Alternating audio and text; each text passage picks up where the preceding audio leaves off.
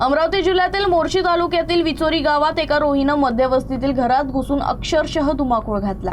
या घटनेत 2 शेतकरी जखमी झाले असून वन विभागाच्या रेस्क्यू पथकाला घटनास्थळी पोहोचण्यात झालेल्या विलंबामुळे ग्रामस्थांनी तीव्र संताप व्यक्त केला आहे। मोर्शी तालुक्यातील वेचोरी गावात सोमवारी सकाळी एका चौथाळलेल्या रोहीनं मध्यवस्तीतील घरात प्रवेश केला आणि घरातील व्यक्तीवर हल्ला केला। या हल्ल्यात एक नागरिक जखमी झाला असून त्याला तात्काळ प्राथमिक आरोग्य केंद्रात दाखल करण्यात आलं। हल्ल्यानंतरही रोही बराच वेळ घरातच दबा धरून बसल्यानं परिसरात भीतीचं वातावरण निर्माण झालं होतं।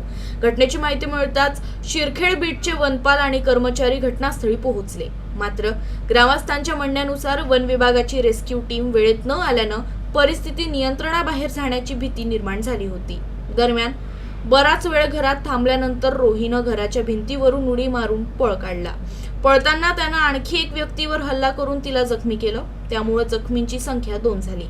वन्य प्राणी पकडण्यात अपयश आल्याचा आरोप करत ग्रामस्थांनी वन विभागाविरोधात नाराजी व्यक्त केली।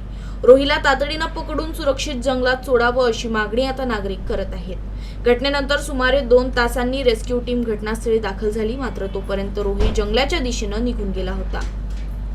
त्यामुळे रेस्क्यू पथकाला रिकाम्या हातानं परतावं लागलं। या घटनेमुळे वन विभागाच्या तत्परतेवर प्रश्नचिन्ह निर्माण झाले असून जखमी नागरिकांना तात्काळ आर्थिक मदत देण्याची मागणी ग्रामस्थांनी केली आहे।